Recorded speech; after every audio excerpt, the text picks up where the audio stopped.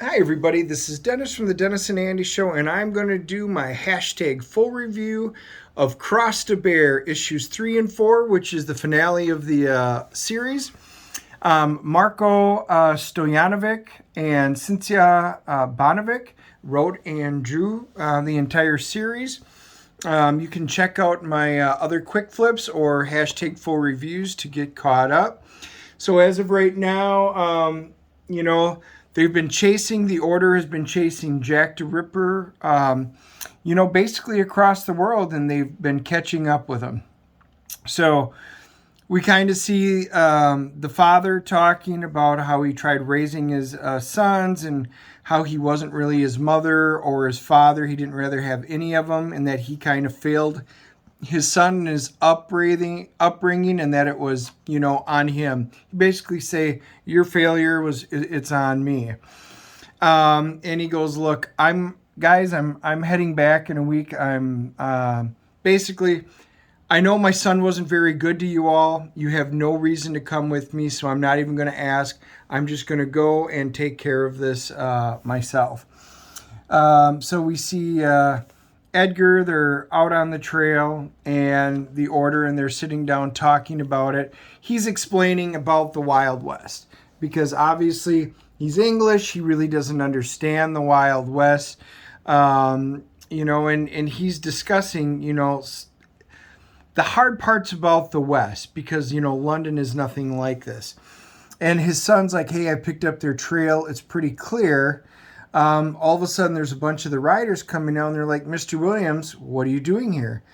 Well, we took a vote, and whether to come or not, no, whether you can take the limey. So basically, going after Jack the Ripper, and he goes, yeah, you lost, so you get us. So that was kind of nice of them. The boys decide they're going to come along and help them. So they're sitting around the campfire, and he's like, is this why we have to talk? Because of things? Not because I don't know that we're brothers. Wait. Brothers should talk, but yes, but it's ultimately a matter of preference. Hunter's on the other side, and it's necessary. I'll go first. Wait. Let me talk. Let me get straight. You get to pick and choose what you want to say, and that you get to go first. That's not fair. So he goes off on a tirade. He goes, or you can go first. I just did for once. He goes, no matter how hard I've tried, and believe me, I've been working like dogs all these years, I was never going to live up to the legend, never come out of your shadow.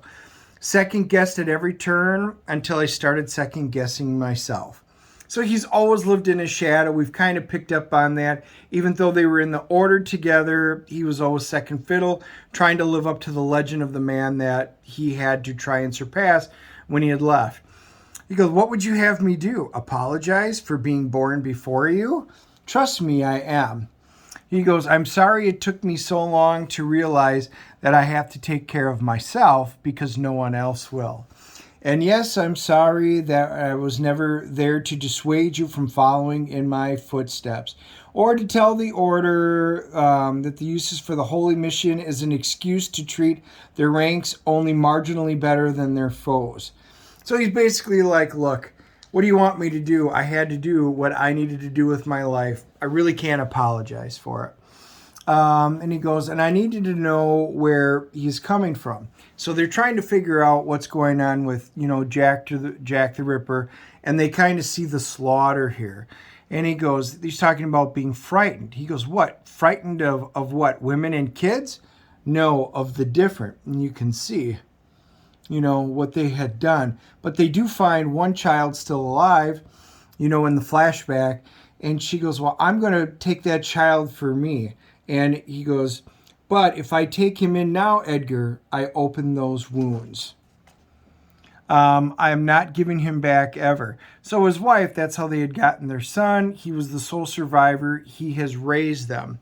And then obviously remember from the earlier ones that she had died, and now it's just he and his, we'll call him adopted son.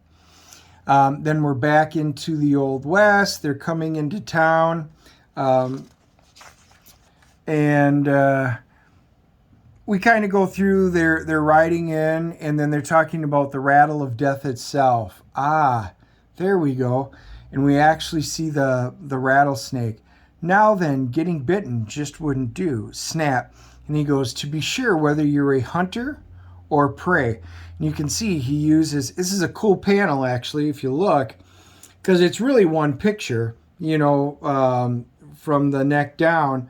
But you can see his left hand, he's using it. The snake's concentrating on it. It's going to go after that. And then you can see in the right panel that his hand is going to pick him up.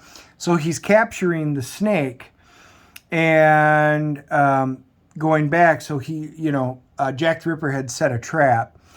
You buried something over there. We should investigate. Let's take our time. He goes, wait, Simon, because of course he doesn't understand the West, and there's a rattlesnake in there. And the snake goes and gets flipped, goes around the horse, and winds up biting the horse in the ankle. He shoots him in the head, and he goes, my horse will inevitably die, but only after the experienced excruciating agony. Rattlesnakes is an indigenous species, as lethal as they come. The Ripper fellow, he's a crafty bugger, that's for sure. We'll have to abandon pursuit and head straight for Tucson. We're outnumbered, outgunned, and if they catch us out in the open, they're sure to take us out. He's like, we were so close. Well, anyway, they head into town. They continue to talk. And he goes, I want you to stay down. So he's trying to get his son to safety. He goes, hey, I didn't get my rifle. You need to stay out of the way, whatever happens. Whatever happens. So they basically take him in there and put him down. The kid's right. It's not fair. You full well, I don't have any. I have guns about them that I tend to use instead. Hey, there they are. Barlow, what are you playing at? You see him going off in there. Pow. Anyway, gunfire opens up. They're shooting. Boom, boom, boom. We have reloaded, but once you're out, this is really cool. You can see him click his old style gun, and it's a multi-barreled. That was utterly impossible. So they ran out of bullets, so he just basically took them out. And then you can see he's ready to shoot him, and he goes, are you okay, Simon? Oh, I've been better. He won't be. You killed my boy. I spared yours, which is true. He did spare him earlier. I was a good man, and you killed me. Ain't that right? It doesn't seem to be, no. But then again, right was only a small part of it, and not particularly an important one at that. Lest you can back it up. So then to be concluded, so they finally finish, in the town, and they're going to finally get to, hopefully, Jack the Ripper. So he's talking to his son, and he goes, you really, we're locked up in here with what's going on. The sheriff had to take him into custody, and they have a really nice father to son, talk. And he goes, I took a life and saved someone in the process. It helps that it's a balancing act. How do you cope? Yes, it's really tough. So anyway, the sheriff comes in. Are we interrupting? Basically, you're free to go. Give them back their guns. And like, Sheriff, do you want to do that? I'm not overly comfortable giving them the small one his gun back. It would do your dental hygiene a world of good to remember my son may be one day Lord, which would be enough to make him better if he wasn't 1,000 times more of a man than you'll ever be. Hey, you can't talk to my deputies that way. Oh, not to argue, but as long as the witnesses which corroborated our self-defense are the Lincoln triplets in your pocket, sure he can. So they head out, and they're tracking him. And the son, he doesn't trust the son. He calls him, basically thinks he's a savage. And he goes, someone who called me a savage, yeah, I never called you a savage. Well, I guess you never asked Edgar to send me back either. Oh, I'll give up. He's a chip off the old block. So there's a lot of tension. And he's explaining, son, look, you got to be a little nicer to her. Basically, he's a dickhead, but, he's there for doing it. Well, the son, he winds up seeing all the spirit animals. And he goes, I thought only the Navajo blood could see you. But again, I also thought you talked to me when I would call on you. And then the spirit animals have a really cool conversation with him. And then he's explaining, a bandage when you're bleeding, a blanket, when you're shaking, a shelter when it's raining, food on the table when your stomach growls, and a hug when you're hurting. If that's what's real. So anyway, they wind up having this really neat little conversation. So they wind up catching up. They realize, hey, we've got the Ripper close. He's trapped in here, and you can see him. If we lose the Ripper now, this close to the border, then we're in the wind. We'll never get another chance. Sigh, wait. And you can see him going up there. He's going to sneak into the room. Oh, there he is. And he's got the knife. Look at that. Wait.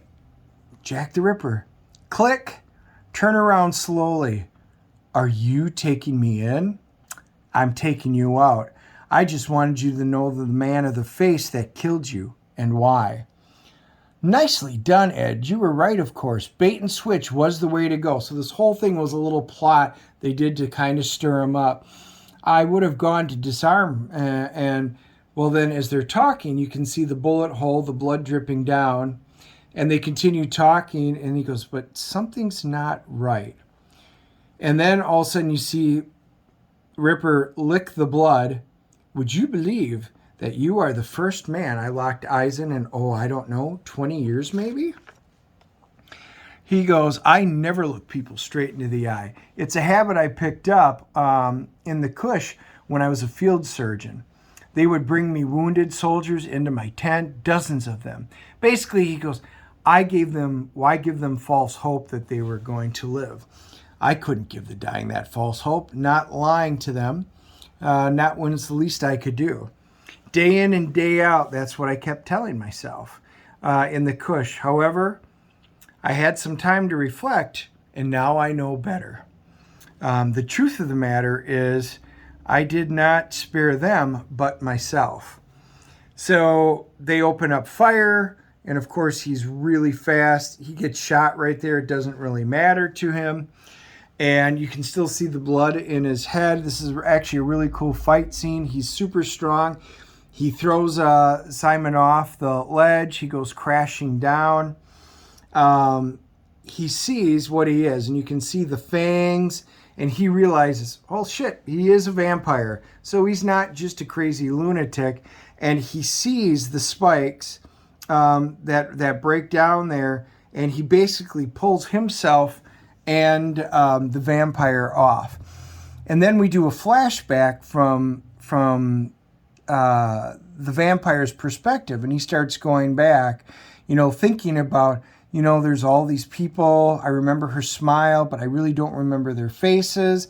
I saved lives. I couldn't hurt a fly, but that was until I was dead. And he's like, in order for me to survive and live, I needed to thrive. I needed to eat. So it really isn't killing in a way. And if I had to kill, I might as well go ahead and kill somebody that really didn't mean a lot. So how do you get them off your trail? Basically, you fill the streets with blood. And that way they're looking for a maniac and as a madman and not a monster. So that's how he threw it, that, basically Jack the Ripper was a monster, a vampire. And that was going to be the end of it. And he's laying there and he goes, are you going to kill me? And you can see the vamp's face. The way I see it, you're going to kill me. And you can see the spikes. One of them had pierced him. So obviously the legends of vampires as we know it hold true in this universe. I definitely deserve to die. What I remember killing, basically he goes through everything, he dies. And at least that's what they think. Well, he comes over. Why don't you shut up and die already? And he basically rips his head off to make sure he doesn't and is not able to come back. Well, he certainly died bloody, that's for sure. Lay off, Edgar was a murderer and he got what he deserved. Oh, that we can agree on. But there is one more question. What do you deserve? You've lost me. You can see him snap it off. He's leaving it in there so he doesn't bleed to death. He goes, see if you can follow this. The Ripper was right-handed. My wife was killed by a lefty.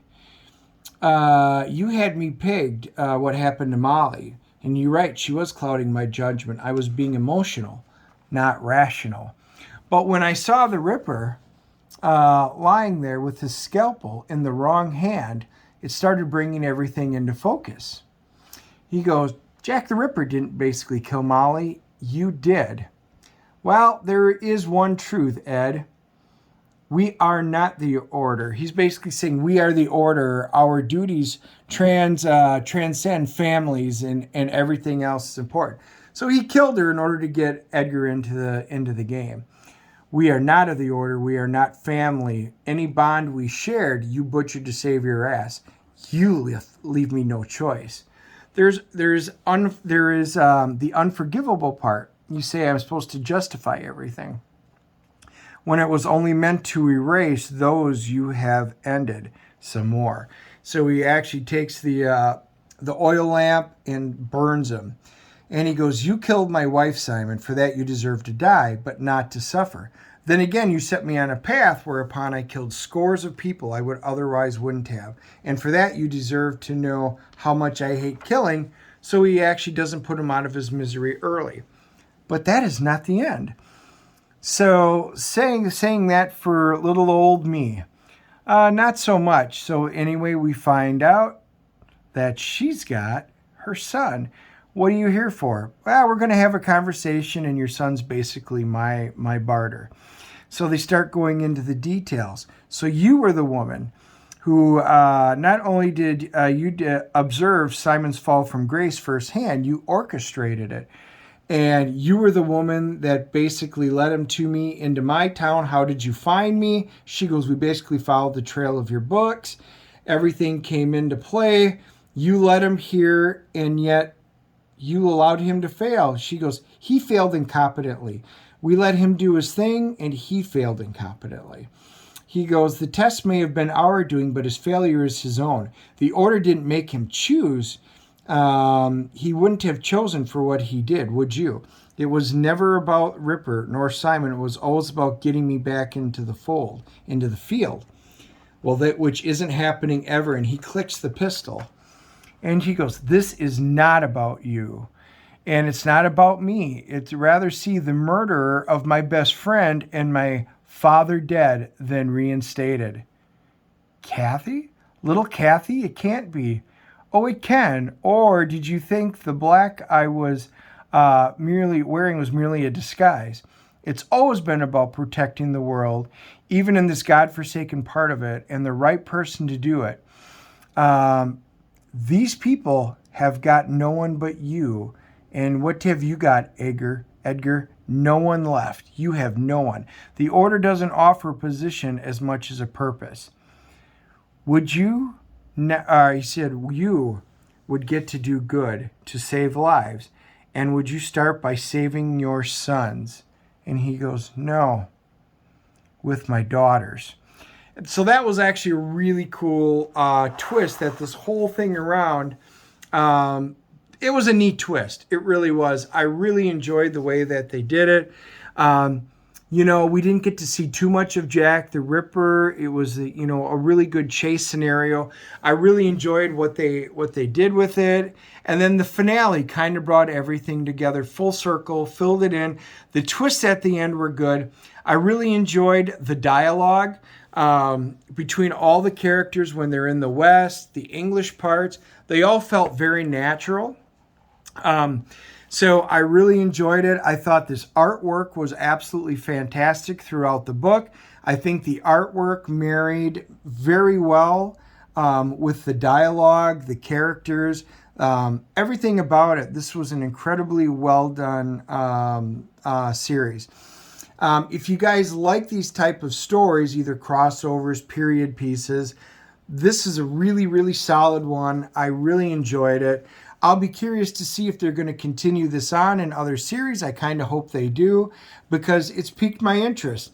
From start to finish for the whole series, I'm giving this series an 8.5 at my CGC rating. It was solid from beginning to end. I was never bored. Each issue made me want to see what was coming into the next issue, which is the job that a good comic is supposed to do. The artwork really fit in really nicely.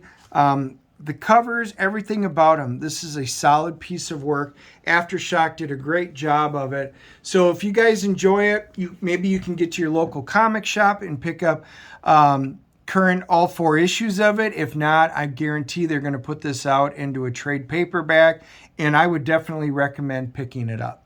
But for those of you who have read it, I'd love to hear your comments. Do you agree with me? Are there things you don't agree? Would you give it a different rating?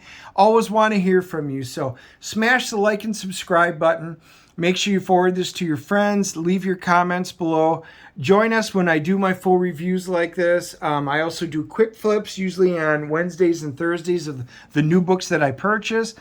And Andy and I do at least usually one live stream a week, sometimes more, depending on what we do that week, where we bring on comic book artists and writers. We delve into, movie reviews, TV show reviews, all about the really cool, nerdy stuff that we all really enjoy. And we love having discourse and dialogue with you all, and a lot of laughs. So hopefully you can join us when we do our live stream. So make sure you hit the bell notification, and we will talk to you soon. Thanks.